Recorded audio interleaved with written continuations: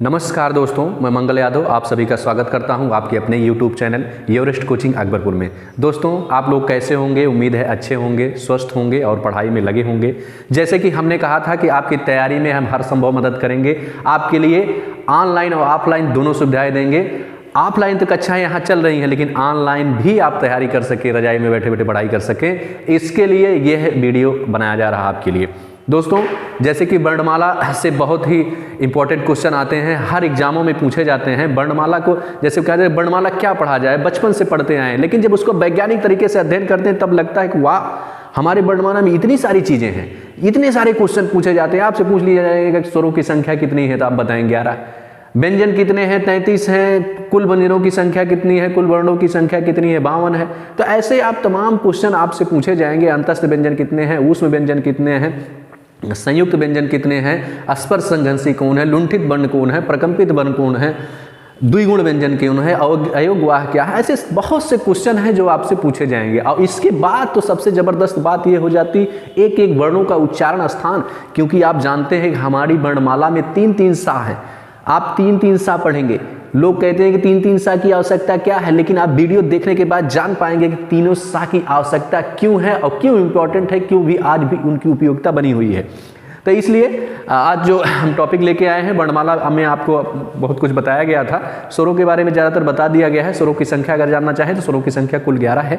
इसके बाद आप वर्णमाला में, खासकर हम वर्णमाला में जो देखेंगे, तो जो टॉपिक है वह है वर्णमाला में हम लोग देखेंगे व्यंजन। दोस्तों, जैसे जानते हैं कि स्वरों को कहा गया था कि जो स्वतंत्र रूप से बिना विघ्न बाधा के मुक्त रूप से बोले जाते हैं उनको स्वर कहा जा रहा है। उसी में कह दिया गया है कि यानी कि अनुवग भवति स्वरः। और ये क्या कहता है, जैसे कि व्यंजन है। व्यंजन में क्या होता है कि व्यंजन जो है स्वरों की सहायता से बोले जाते हैं, स्वतंत्र रूप से नहीं बोले जाते हैं। व्यंजन क्या होते हैं? यह जो है स्वरों की सहायता से बोले जाते हैं। व्यंजन क्या है? स्वरों की सहायता से बोले जाते हैं। पूछ लिया जाएगा व्यंजनों की कुल संख्या कितनी है? व्यंजनों की कुल संख्या की अगर बात किया जाएगा तो व्यंजनों की कुल संख्या 33 है। आप कहेंगे 33 कैसे हैं? इसको अभी हम लोग देखेंगे। व्यंजनों की कुल संख्या, देखिए व्यंजन कितने हैं? 33 हैं। बाकी ओवरऑल आप देखेंगे स्वर के बाद जितने सारे हैं सब व्यंजन हैं, लेकिन मुख्य रूप से व्यंजन 33 हैं। इस चीज को आप देखेंगे। तो जैसे कौन कौन से हैं ये देखा जाए अब लोग। तो सबसे पहले है आपका व्यंजनों का जो वर्गीकरण किया गया है, सबसे पहले है स्पर्श व्यंजन। स्पर्श व्यंजन, इनको जो है वर्गीय व्यंजन भी कह दिया जाता है, क्योंकि ये 5-5 के वर्ग में हैं। इनको वर्गीय व्यंजन भी कह दिया जाता है। और इनकी संख्या कितनी है?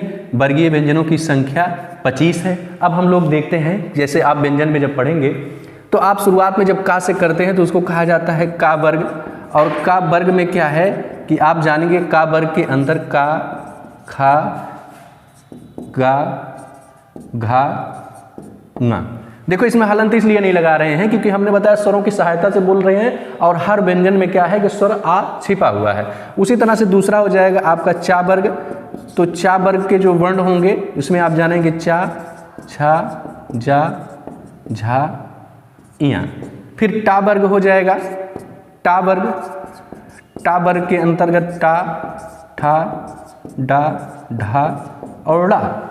फिर उसके बाद आपका आएगा ता वर्ग। ता वर्ग के अंतर्गत आएगा ता, था, दा, धा, ना। फिर पा वर्ग है। पा वर्ग के अंतर्गत पा वर्ग में आएंगे जैसे पा, फा, बा, भा और मा। तो ये इतने जो वर्ण हैं आप देख रहे हैं कितने हैं? 5-5 के वर्ग में हैं। इसीलिए ये इनको वर्गीय व्यंजन कहा जाता है। अच्छा, इनको स्पर्श व्यंजन क्यों कहा जाता है, इसको हम और अधिक स्पष्ट करेंगे अभी जब उच्चारण स्थान बताएंगे। यहाँ सिर्फ इतना जान लीजिए कि हमारे मुंह के भाग से जो बोले जाते हैं उनमें जैसे जिह्वा कहीं न कहीं स्पर्श करती है, छूती है, और इन वर्णों में कहीं नहीं। जैसे का वर्ग वाला कंठ को टच करेगी जिह्वा, चा वर्ग वाला तालु को टा वर्ग वाला मूर्धा को और ता वर्ग वाला दंत को और पा वर्ग वाला ओष्ठों को। तो ये जो स्पर्श होता है इसी के कारण इसको स्पर्श व्यंजन कहा जाता है। 5-5 के वर्ग में है इसलिए वर्गीय व्यंजन कहा जाता है। इनकी संख्या कितनी है? इनकी संख्या 25 है। इसके अलावा ये संख्या आपने जाना स्पर्श व्यंजनों की संख्या कि 25 है। फिर इसके बाद आप जानेंगे इन व्यंजनों के बाद जो आता है दूसरा जो आएगा वो है अंतस्थ व्यंजन। अंतस्थ व्यंजन। दोस्तों अंतस्थ व्यंजनों की संख्या कितनी है? अंतस्थ व्यंजनों की संख्या जो है वह 4 है। वर्गीय व्यंजनों की संख्या 25 है। उसी तरह से आप जानेंगे कि अंतस्थ व्यंजन कौन कौन से हैं।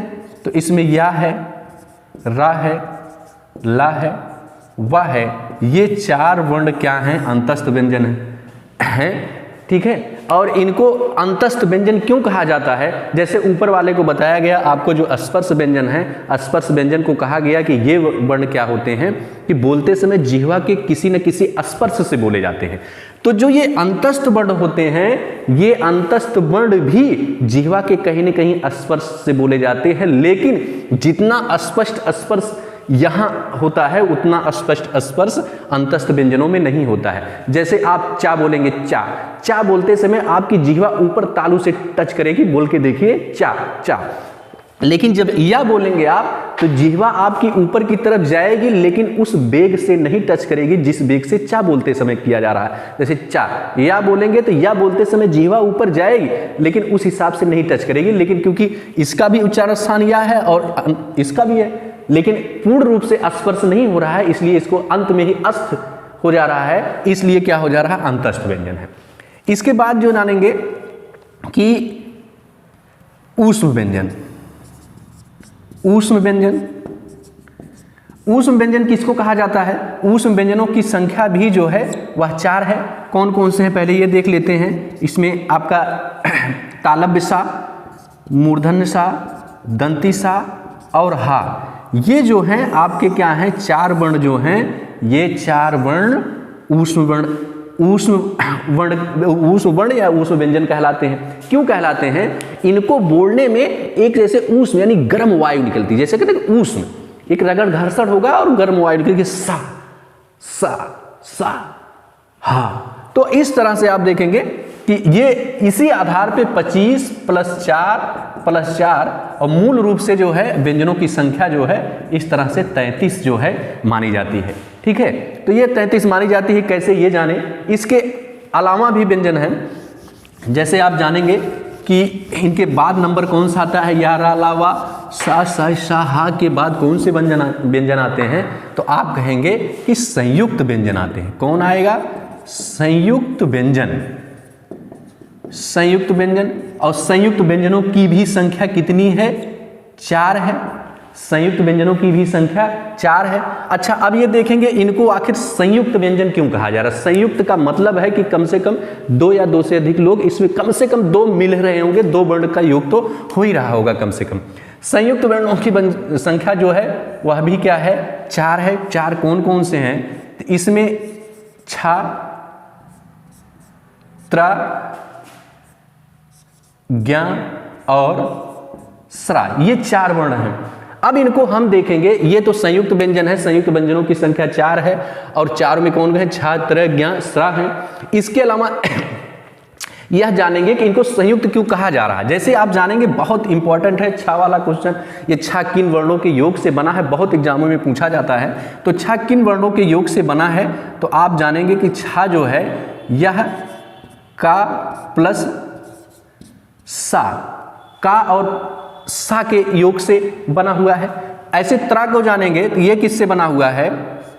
कि ता और रा के योग से बना हुआ है।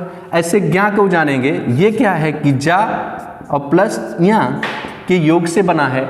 स्रा को जानेंगे, यह सा प्लस रा के योग से बना है। दोस्तों, इसके अलावा कभी इनको और रूपों में पूछ लिया जाता है। जैसे आप जान रहे हैं कभी कभी गलती क्या हो जाती है, जैसे का, सा, त, र, ये जो लिखे गए हैं इसमें भी हलंत लग जाता है, इसमें भी हलंत लग जाता है।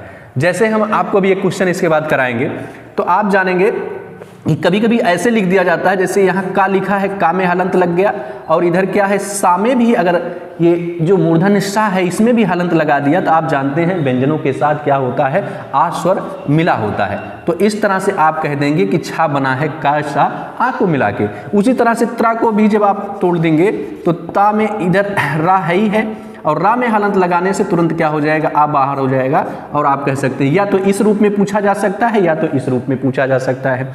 उसी तरह से जा का है, तो जा में आप हलंत लगाएंगे, ये यहाँ है, यहाँ में जब हलंत लगा देंगे तो क्या हो जाएगा, आ बाहर हो जाएगा। इस तरह से यानी जहां भी अभी रा में हलंत लगा देंगे तो बाहर हो जाएगा, यानी ये रूप पूछा जा सकता है, सा प्लस रा और रा में हलंत लगा दिए तो आ बाहर, तो इस रूप में। या आपसे पूछा जाएगा छा किन योग से बना हुआ है, किन वर्णों के योग से बना हुआ है, तो आप कहेंगे का सा से, या इस रूप में दिया जाएगा। ठीक है, जैसे अब इससे संबंधित एक क्वेश्चन हम लोग कर लेते हैं, यहीं पर इसको देख लीजिए ध्यान से, बहुत इंपॉर्टेंट है यह। इसी में जैसे आप जानेंगे, जैसे क्वेश्चन कर लिया जाए कि कह दिया जाए कि छा, एक क्वेश्चन कर लिया जाए, क्वेश्चन एक कि छा वर्ण, ऐसे कर लिया, छा किन वर्णों के योग से यानी मेल से, योग से बना है। ये कह दिया जाए कि छा जो है, छा वर्ण किन वर्णों के योग से बना है, और आपको ऑप्शन में रखा जाए, ऑप्शन ए में रख दिया जाए कि का हलंत लगा दिया जाए, सा हलंत लगा दिया जाए, ऑप्शन बी रख दिया जाए का प्लस सा और प्लस आ, फिर ऑप्शन सी रख दिया जाए का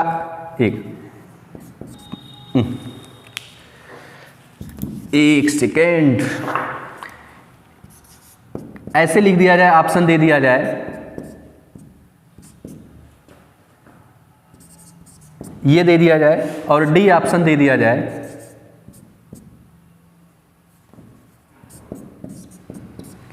आप देखते हैं कि आप देखेंगे किस तरह से छा किन वर्णों की योग से मिला है, और ऑप्शन आप देख रहे हैं कितने सटीक रखे गए हैं। ऐसे में कंफ्यूजन हो जाता है कि आखिर छा बना किससे है। तो हमने शुरुआत में पहले देख लीजिए कैसे बताया है कि यहाँ आप देख रहे हैं का और सा दोनों में हलंत लगा हुआ है, क्योंकि आप जानते हैं कि इसमें तो नहीं लगेगा लेकिन इसमें आ मिला रहेगा। फिर यहाँ आपने देखा कि का में हलंत लगा है लेकिन सा में हलंत नहीं लगा है, तब आ कैसे अलग हो जाएगा, हलंत नहीं लगा हुआ है यहाँ, यानी कि आ नहीं गलत होगा, दोनों ऑप्शन गलत हो गए। अब यहाँ सी वाले देखें, का में हलंत लगा है, सा में हलंत लगा है और आ बाहर कर दिया है, यानी हमारा ये सी ऑप्शन सही हो जाएगा। डी को भी देख लेंगे, डी में देखो किसी में हलंत नहीं लगाया है। आप छा जब लिखेंगे तो छा में एक ही आ लगा होगा, दो आ नहीं लगा होगा। अगर हलंत नहीं लगा है तो यहाँ भी का में भी आ, यहाँ भी आ है, तो ऐसे में छा जो है डबल आ हो जाएगा और क्या हो जाएगा, गलत हो जाएगा। तो इस तरह से क्वेश्चन पूछे जा सकते हैं, बहुत ही इंपॉर्टेंट हैं। तो संयुक्त व्यंजनों की संख्या आपने देखा कि संयुक्त व्यंजनों की संख्या भी क्या है, वह 4 है। अब संयुक्त व्यंजनों के बाद द्विगुण व्यंजन पूछ लिया जाता है। द्विगुण व्यंजन पूछ लिया जाता है। तो द्विगुण व्यंजनों की संख्या कितनी है? द्विगुण व्यंजनों की संख्या 2 है। कौन कौन से हैं? तो ये ड़ा है और अढ़ा है। जैसे दोनों वर्णों का आप जानते हैं खूब प्रयोग होता है, लेकिन वर्णमाला पढ़ते समय आपको ये दोनों वर्ण नहीं मिलते हैं। ये द्विगुण व्यंजन, इनको उच्छिप्त व्यंजन भी इनको कहा जाता है। एड़ा और अढ़ा का आप जानते हैं, जैसे पेड़ हो गया, चढ़ना हो गया, लड़ना हो गया, ऐसे में खूब प्रयोग होता है, लेकिन ये नहीं मिलते हैं। इनके अलावा आप जानेंगे कि अनुस्वार को वहाँ स्वर के बाद बताया जाता है, हम बाद में बता रहे हैं, पहले व्यंजनों को हमने क्लियर किया।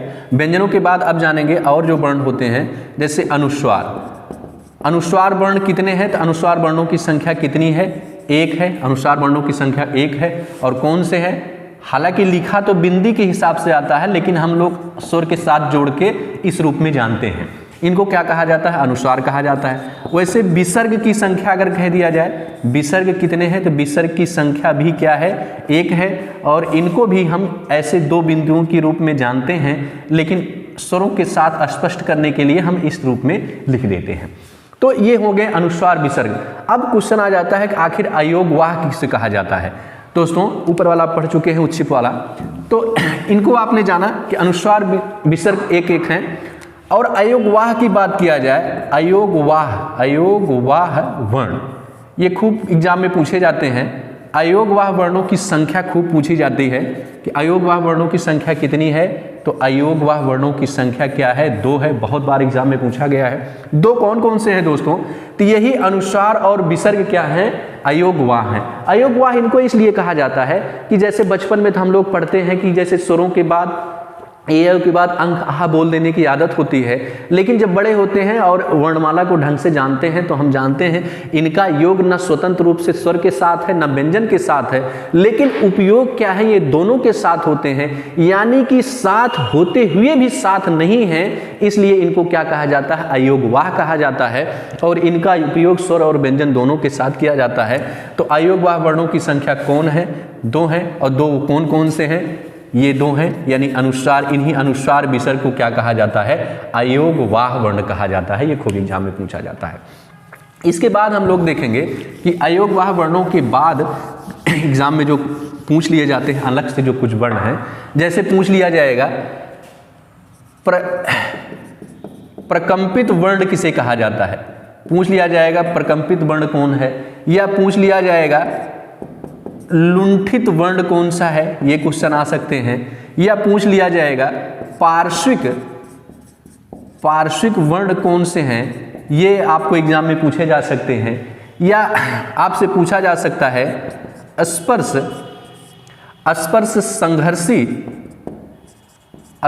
संघर्षी वर्ण कौन से हैं, यह भी एग्जाम में पूछा जा सकता है। तो आप जानेंगे प्रकंपित किस वर्ण को कहा जाता है, प्रकंपित रा वर्ण को कहा जाता है। लुंठित किसको कहा जाता है, लुंठित भी रा वर्ण को कहा जाता है। पार्श्विक किस वर्ण को कहा जाता है, तो पार्श्विक ला वर्ण को कहा जाता है। स्पर्श संघर्षी किसको कहा जाता है, स्पर्श संघर्षी चा को चा छा जा झा, ये 4 वर्ण क्या है, इनको स्पर्श संघर्षी कहा जाता है। और इसके अलावा जैसे या वा को आप जानेंगे, जैसे अर्धस्वर किसको कहा जाता है, ये भी क्वेश्चन पूछ लिया जाता है। अर्धस्वर वर्ण कौन से हैं, तो अर्धस्वर वर्णों की संख्या 2 है। कौन है, या है और वा है। दोस्तों आप कहेंगे क्यों है, पहले यहां से देखते हैं। प्रकंपित रा कहा जाता है, प्रकंपित जैसे रा बोलते हैं, रा बोलते समय हमारी जीभ लहरा जाती है। आप बोलिए रा, स्वतंत्र फ्लो में बोलिए रा बोलते समय जीभ लहरा जाती है, प्रकंपित हो जाती है, इसलिए रा को क्या कहता है, प्रकंपित वर्ण कहा जाता है। उसी तरह से ला बोलते समय, ला से नहीं, पहले ये देखते हैं, रा बोलते समय क्या है, हमारी जीभ ऊपर मूर्धा से टच करके लुढ़क कर जाती है, जैसे रा। टा बोलते समय आप देखेंगे, टा बोलते समय हमारी जीवा सीधे जाके मूर्धा को टच कर रही है। मूर्धा अभी हम बताएंगे क्या होता है, मूर्धा जो दांत के ऊपर वाला भाग होता है।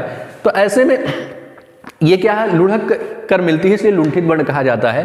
पार्श्विक वर्ण कहा जाता है, ला बोलते हैं, ला बोलते समय क्या है, हमारे जिह्वा के दोनों बगल से वायु धीरे से निकल जाती है बाहर, तो पार्श्विक बगल से निकल जाती है, इसलिए पार्श्विक वर्ण ला कहा जाएगा।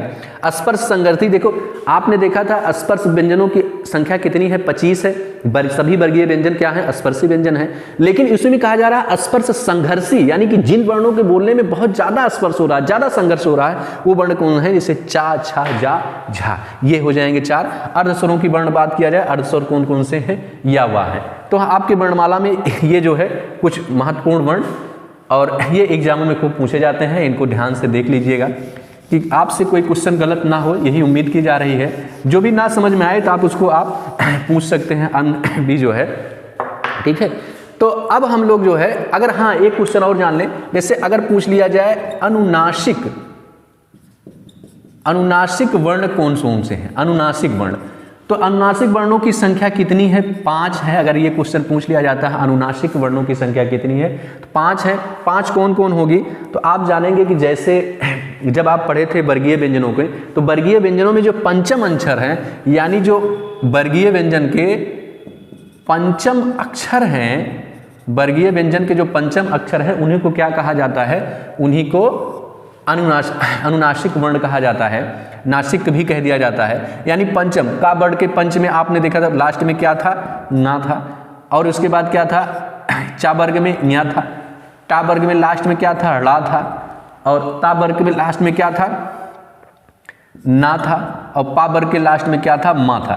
तो यही जो 5 वर्ण है, इन्हों को क्या कहा, नासिक या अनुनासिक वर्ण कहा जाता है। इनका उच्चारण जो है नासिका से होता है, इसलिए इनको ये कहते हैं।